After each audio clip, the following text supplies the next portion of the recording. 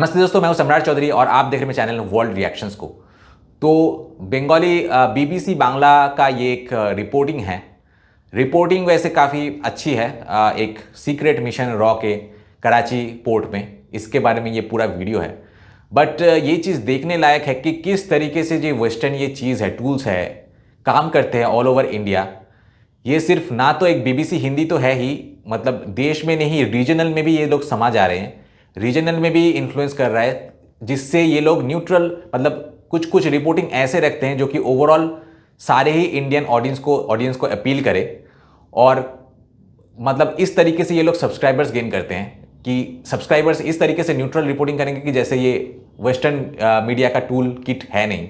धीरे धीरे करके ऐसे सब्सक्राइबर्स इकट्ठा करते जाएंगे, फिर जो है अपना एजेंडा और नैरेटिव दूसरे साइड से भी चलाते जाएंगे, जिसके लिए चाहे ना चाहे एक ह्यूज सब्सक्राइबर बेस जो उनका बन रहा है, उन तक ये जो अपना मैसेज पहुंचाना चाहता है, अपना जो एजेंडा पहुंचाना चाहता है, वो कहीं ना कहीं पहुंच ही जाता है।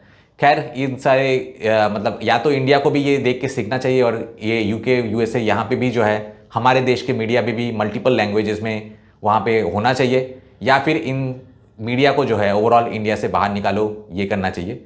फिलहाल हम ये जो इंडिया की जो रॉ की सीक्रेट मिशन था कराची पोर्ट में, ये हम लोग देख लेते हैं। उसके बाद काफ़ी सारे कमेंट्स भी पढ़ेंगे। So let's start.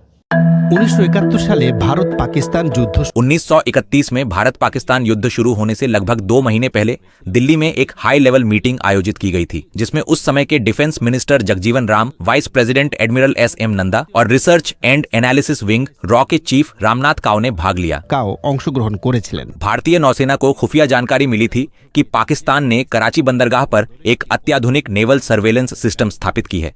Admiral Nanda ने रॉ के चीफ से पूछा कि क्या वो अपने सोर्स से इस मामले पर और जानकारी उपलब्ध करा सकते हैं। तो दीते पारबेन किना।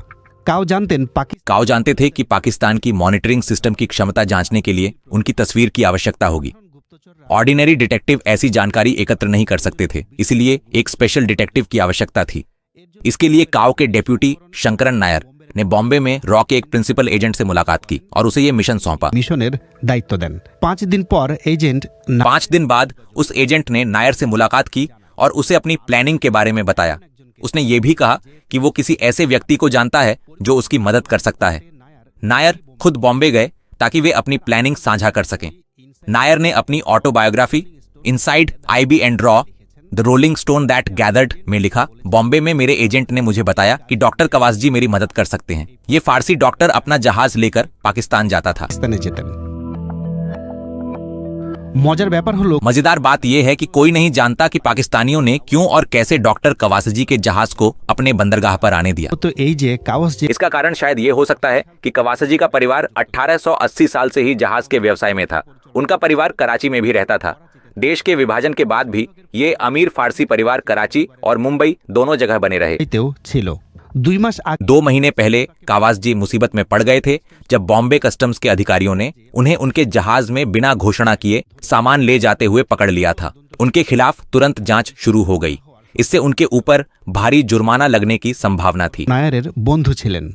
नायर बॉम्बे कस्टम्स के चीफ शंकरन नायर के मित्र थे। नायर ने फोन उठाया और उनका नंबर डायल किया। स्वाभाविक रूप से नायर ने उन्हें अपनी समस्या के बारे में बताया। 10 मिनट बाद यह निर्णय लिया गया कि रॉ अपने गुप्त कोष से डॉक्टर पर लगाया गया जुर्माना अदा करेगा और कस्टम विभाग को एक पत्र के माध्यम से सूचित किया जाएगा कि डॉक्टर के खिलाफ मामला बंद कर दिया गया है। नायर अपने 2 ट्रस्टेड असिस्टेंट्स को लेकर डॉक्टर कवासजी के क्लिनिक डीएन रोड पर पहुंचे।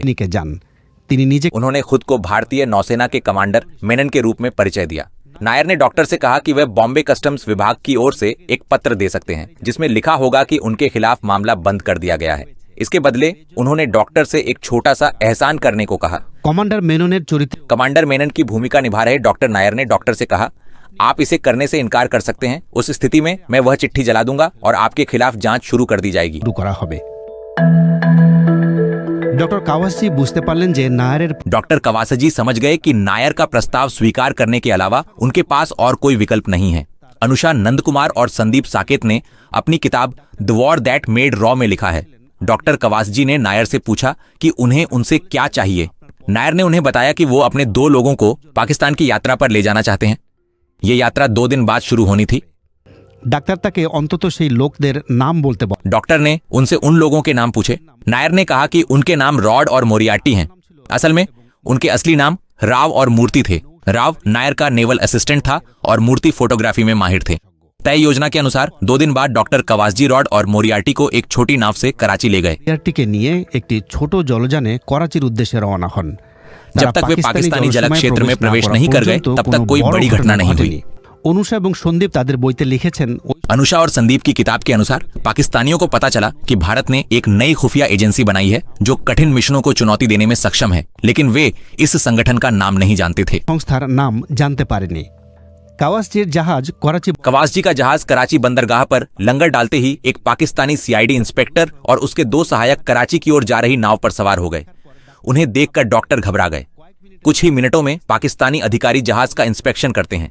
जब वो जहाज पर उन 2 लोगों को नहीं पा सके तो इंस्पेक्टर ने उनके बारे में पूछताछ की। अनुषा नंद कुमार और संदीप साकेत लिखा है कि वे लोग जहाज में छिपे हुए थे क्योंकि वे नहीं चाहते थे कि इंस्पेक्टर उन्हें देखें। इंस्पेक्टर ने उनसे पूछा कि वे कहाँ हैं। পরিদর্শকরা তাদের লক্ষ্য করুক। পরিদর্শক জিজ্ঞাসা করলেন তারা কোথায়। কাওয়াসজি বললেন যে कवासजी ने कहा कि वे बीमार हैं, इसलिए उन्हें आइसोलेशन में रखा गया है। इस पर इंस्पेक्टर ने अपने सहायकों को वहां जाकर उनकी जांच करने को कहा। जवाब में डॉक्टर ने कहा कि वो उन्हें वहां जाने की अनुमति नहीं दे सकते। वे दोनों चिकन पॉक्स के पेशेंट थे। রোগী ভ্রমণের সময় यात्रा के दौरान एक पहले से संक्रमित था और दूसरे को उससे संक्रमण हो गया। हमने उन्हें अलग रखा और आइसोलेशन में रखा। इंस्पेक्टर ने डॉक्टर की बात सुनने के लिए सहमत हो गए। পরিদর্শক ডাক্তারের কথা মেনে নেন। दरअसल कवासजी अक्सर कराची जाते थे। उन्हें अविश्वास करने का कोई कारण नहीं था। आधी रात के समय कवासजी का जहाज एक बार फिर रवाना हो गया। कुछ ही मिनटों बाद वह 2 चट्टानों के बीच बंदरगाह के प्रवेश द्वार पर पहुंच गया। रॉड और मारिया ने बंदरगाह के बीचों बीच अपने कैमरों से तस्वीरें लेना शुरू किया। Vice admiral GM. हीरानंदानी ने अपनी पुस्तक ट्रांजिशन टू ट्रायम्फ में लिखा है, रॉ एजेंट पहले एक दूसरे की तरफ देखने लगे और फिर सामने लक्ष्य वस्तु की तरफ देखने लगे। रॉड ने कहा, लगता है ये हाल ही में तैयार किया गया है। वास्तव में ये हाल ही में तैयार किया गया है और इसमें एंटी एयरक्राफ्ट गन स्थापित की गई है। इसका मतलब ये है कि पाकिस्तान कराची बंदरगाह को युद्ध के लिए तैयार कर रहा है। উভয় এজেন্ট दोनों एजेंटों ने उस स्थान की कई दर्जन तस्वीरें ली। নেয়। जहां आवश्यकता थी वहां उन्होंने लेंस झूम करके पाकिस्तानी किले और तोपों की तस्वीरें भी खींची। এর পাশাপাশি তারা বন্ধ इसके अलावा उन्होंने बंदरगाह पर खड़े पाकिस्तानी नौसेना के जहाजों की तस्वीरें भी लीं।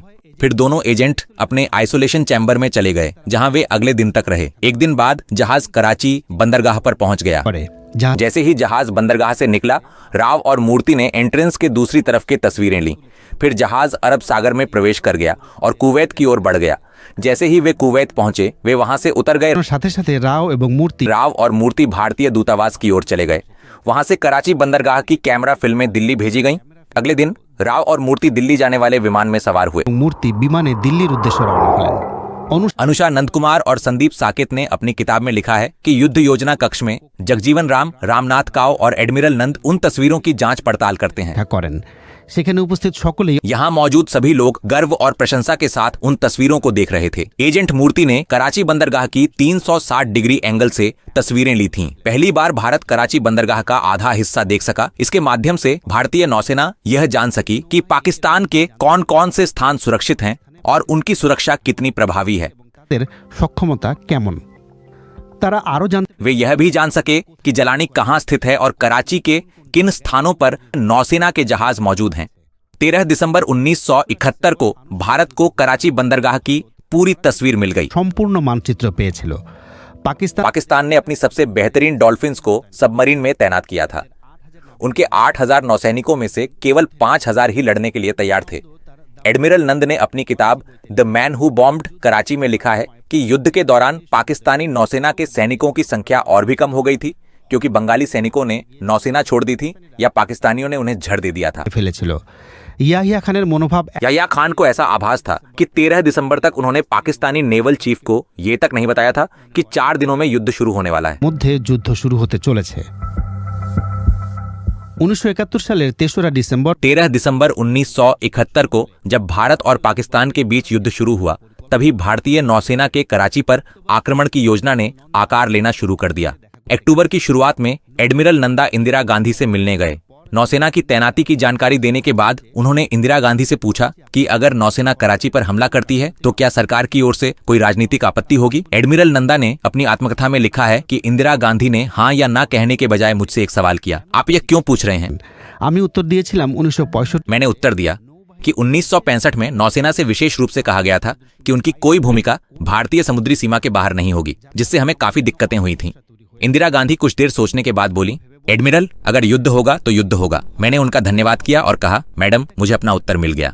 ম্যাডাম আমি আমার উত্তর পেয়েছি। कराची पर नौसेना के आक्रमण से पहले भारतीय विमानवाहक पोतों ने कराची, माहिर और बदिन के हवाई अड्डों पर बमबारी शुरू कर दी थी। उन्होंने कराची हवाई अड्डे पर भी बम गिराए। एडमिरल नंदा ने लिखा, असल में यह एक कल्पना का हिस्सा था कि पाकिस्तानी जनता यह महसूस करे कि वे एक हवाई युद्ध का सामना कर रहे हैं, और वे यह कल्पना भी नहीं कर सकते थे कि हमारे विमान एक प्राचीन हथियार लेकर कराची की ओर बढ़ रहे हैं।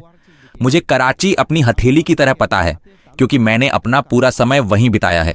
दूसरी ओर मेरे खुफिया स्रोतों ने भी इस जगह के बारे में कई एकदम सटीक और सच्ची जानकारियां जुटा ली थीं। मैंने अपने कर्मचारियों से मूल्यांकन करने को कहा था कि क्लिफ्टन और किमारी बंदरगाहों के बीच स्थित तेल भंडार को लक्ष्य बनाना कितना प्रभावी हो सकता है। 1971 की शुरुआत में भारत को सोवियत संघ से OSA-1 मिसाइल बोट प्राप्त हुए थे। इन्हें कोस्टल डिफेंस के उद्देश्य से बनाया गया था, কিন্তু नौ कमांडर लेकिन नौसेना कमांडरों ने इस बोट का इस्तेमाल कराची पर हमला करने के लिए करने का निर्णय लिया। जब विमानवाहक पोत कराची पर बमबारी कर रहे थे, उसी समय 3 OSA-1 मिसाइल बोट्स ने कराची पर हमला शुरू कर दिया। इस अभियान का नाम ऑपरेशन ट्राइडेंट रखा गया, जिसका उद्देश्य कराची पर बमबारी करना था। 3 मिसाइल बोट्स को पाकिस्तान के समुद्री क्षेत्र में ले जाया गया और कराची से 250 किलोमीटर दूर समुद्र में उतारा गया। দেয়া হয়। অনুষা नंदकुमार और संदीप साकेत ने अपनी किताब में लिखा है कि पहली मिसाइल बोट ने पाकिस्तानी युद्धपोत PNS खैबर को डुबो दिया। पाकिस्तान यह कल्पना भी नहीं कर सका कि यह हमला कहां से हुआ। उन्हें लगा कि भारतीय विमानवाहक पोतों ने उन पर हमला किया है। দ্বিতীয় মিসাইল दूसरी मिसाइल बोट ने एक अन्य पाकिस्तानी हथियार ले जा रहे कार्गो जहाज को डुबो दिया। একটি পণ্যবাহী জাহাজ ডুবিয়ে দেয়।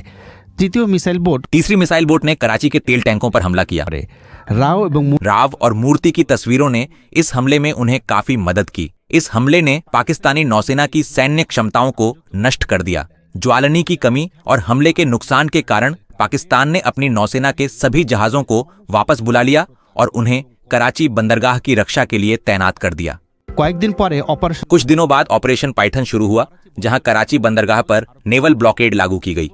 इस नेवल ब्लॉकेड का उद्देश्य पूर्वी पाकिस्तान को पश्चिमी पाकिस्तान से अलग करना था, जिसमें यह पूरी तरह सफल रही। সফল হয়েছিল।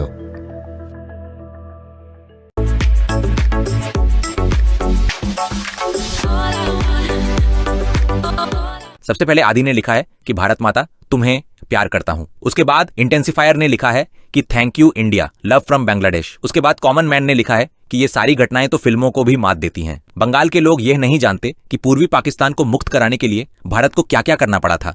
उसके बाद अमित सरकार ने लिखा है कि असाधारण भारत की ये अचीवमेंट। उसके बाद अली सिलहट ने लिखा है कि 16 दिसंबर का मतलब है बांग्लादेश और भारत का विजय दिवस, और पाकिस्तान तथा उनके जमाती हिफाजती और समन्वयकर्ताओं की पराजय का दिन, या उनकी भाषा में कहें तो ढाका पतन दिवस। उसके बाद निकोलस टेस्ला ने लिखा है कि बंगू वाले अब ये सब नहीं खाएंगे, वो तो अभी मांस खाने में व्यस्त हैं और सामान्य समय में अफवाहें खाने में लगे रहते हैं। उसके बाद डांस रिव्यू ने लिखा है कि धन्यवाद भारत। उसके बाद SB शुभो ने लिखा है कि बांग्लादेश की स्वतंत्रता के लिए भारत को बहुत कुछ करना पड़ा था, ग्रेटिट्यूड टू इंडिया। उसके बाद नीलकश ने लिखा है कि बांग्लादेश यूं ही नहीं बना है। उसके बाद HM बिद्दत ने लिखा है कि बांग्लादेश को स्वतंत्र कराने में सहयोग करने के लिए भारत को धन्यवाद। उसके बाद देवुधर ने लिखा है कि बांग्लादेश को पाकिस्तान के हाथ से मुक्त कराने के लिए भारत ने कितने सैकड़ों अभियान चलाए, इसका कोई हिसाब नहीं है। उसके बाद फिर देवुधर ने लिखा है कि चौंकाने वाला बात यह है कि भारत ने किसी फिल्म की तरह पाकिस्तान के कराची बंदरगाह पर हमला किया था। उसके बाद यसीन अहमद ने लिखा है कि मैं भारत को हमेशा दिल से प्यार करता हूं, जय बांग्ला जय भारत। उसके बाद ABCDFG ने लिखा है कि हमारे बांग्लादेशियों के लिए भारत ने 1971 में बहुत बड़ा बलिदान दिया था। उसके बाद जयवर्धन कश्यप ने लिखा है कि अखंड भारत के निर्माण की दिशा में भारत के सामने कई महत्वपूर्ण कदम हैं। उसके बाद रंजन मंडल ने लिखा है कि और बांग्लादेशी मोमिन सोचते हैं कि सिर्फ उनके लिए ही उनका देश आजाद हुआ है। उसके बाद ज्योतिर्मय मल्लिक ने लिखा है कि बहुत सारे बलिदानों के बदले में हमें यह स्वतंत्रता मिली है। उसके बाद ABCDFG ने लिखा है कि लेकिन 99% बांग्लादेशी हमेशा भारत के 1971 के सहयोग के लिए उसके साथ खड़े रहते हैं। उसके बाद मिस्टर सार्थक ने लिखा है कि भारत बांग्लादेश का सच्चा मित्र है। उसके बाद आशिम कुमार पॉल ने लिखा है कि बांग्लादेश को हमेशा 1971 के मुक्ति संग्राम के दौरान भारत की भूमिका को याद रखना चाहिए। उसके बाद सिपन रॉय ने लिखा है कि धन्यवाद भारत, हमें एक स्वतंत्र और संप्रभु राष्ट्र देने के लिए। उसके बाद टॉपगन ने लिखा है कि भारतीय नौसेना को हार्दिक शुभकामनाएं।